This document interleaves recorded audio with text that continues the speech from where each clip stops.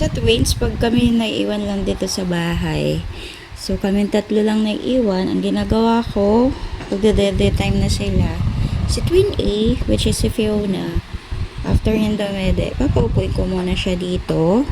So, ganyan gagawin niya. So, after niyang dumede, ang next naman is si Twin B, which is si Freya.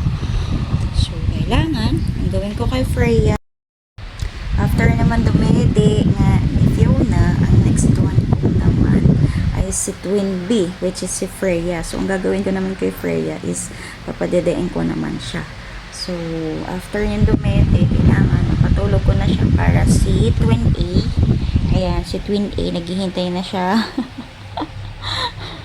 Ayan, ganyan lang ginagawa niya. Upo lang siya dyan. Tapos, ayan, pangkuko naman si Twin A.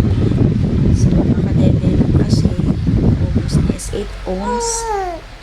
So, kakaubos lang niya itong dede niya. Ayan, so, naubos niya itong lahat. 8 ounce. Straight. So, kailangan ko muna siyang mga kahit 10 to 15 minutes kasi hindi siya nakapag-burp, nakatulog na lang siya. So, si Ate Yona, ayan, naghihintay lang siya, nakaupo lang siya dyan. Paiyak na siya.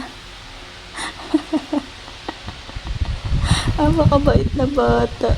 Payag lang siya, nakaupo lang kahit di ko pangko. Ate Yona, say hello. Hello, people. Paiyak na.